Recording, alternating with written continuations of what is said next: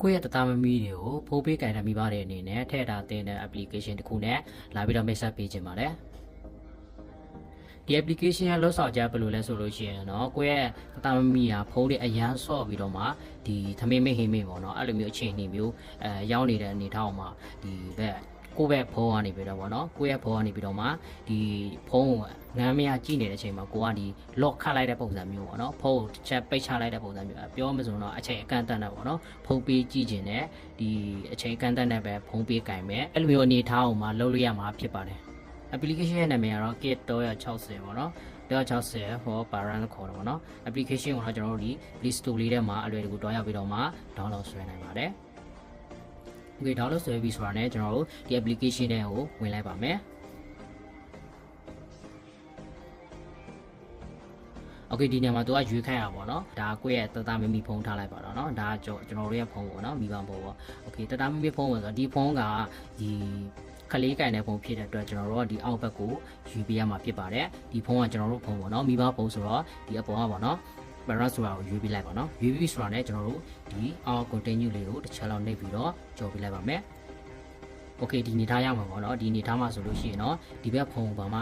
လုံးစရာမလိုဘူးပေါ့เนาะလုံးစရာမလိုဘူးပြီးရင်တော့ကျွန်တော်တို့ဒီဘက်ကနေပြီးတော့ continue လေးပဲဆက်ပြီးတော့နှိပ်ပြီးတော့တွားရင်ပါပဲเนาะ continue ပဲဆက်ပြီးတော့နှိပ်ပြလိုက်ပါโอเคပြီးလို့ရှိရင်တော့ကျွန်တော်တို့ set up the child phone ပေါ့เนาะဒါကျွန်တော်တို့ချက်နှိပ်လိုက်မယ်ဒီနေရောက်ပေါ့နော်ဒီရောက်ဆိုတော့ကျွန်တော်တို့ဒီမှာအောက်နာကျွန်တော်တို့ try another way လေးနှိပ်ပြလိုက်မယ်နှိပ်ပြီးတော့လည်းဒီအောက်မှာတော့ပေါ်လာတော့ပေါ့နော်ကုန်းနံပါတ်ဒီကုန်းနံပါတ်ကိုကျွန်တော်တို့ဒီဘက်မှာရိုက်ထည့်ပေးရမှာဖြစ်ပါတယ်5ခု6 3ည5နှစ် Okay နိုင်ထည့်ရိုက်ထည့်ပြီးဆိုတာနဲ့ကျွန်တော်တို့ဒီဘက်နာမှာကျွန်တော်တို့ install လေးတစ်ချက်နှိပ်ပြရမှာဖြစ်ပါတယ်ဒါလေးကိုကျွန်တော်တို့ download ဆွဲပေးရမှာပေါ့နော်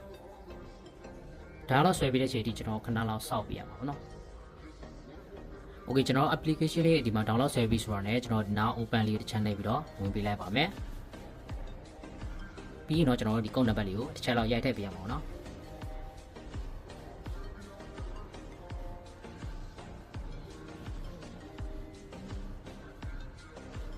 Okay ပြီးရင်တော့ကျွန်တော်ဆက်ပြီးတော့ start up ဆိုတာလေးတစ်ချက်နှိပ်ပေးလိုက်ပါမယ်။ပြီးရင်တော့ဒီမှာကလေးရဲ့နာမည်ပေါ့နော်ကလေးရဲ့နာမည်ထည့်ခဲ့တယ်ကလေးနာမည်ကိုတော့ကျွန်တော်မမောင်ဆိုပြီးတော့ကျွန်တော်ထည့်ပြလိုက်မယ်ပြီးရင်တော့ကျွန်တော် continue လေးတစ်ချက်နှိပ်ပြလိုက်ဒါကလေးရဲ့အသက်ပေါ့နော်ကလေးရဲ့အသက်ကဘယ်လောက်ရှိပြီလဲဆိုတာကိုထည့်ခဲ့တာဖြစ်ပါတယ်ကျွန်တော်တော့ကလေးရဲ့အသက်ဒီစနစ်ဆိုတော့ကျွန်တော်ထည့်လိုက်မယ်နော်ထည့်ပြီးတော့ကျွန်တော်တို့ဒီမှာ continue လေးတစ်ချက်နှိပ်လိုက်မယ်ပြီးရင်တော့ကျွန်တော် go to setting နဲ့တစ်ချက်သွားရမယ်ပေါ့နော်ပြီးရင်ကျွန်တော် permission တွေလိုက်ဖွင့်ပေးရမှာဖြစ်ပါတယ်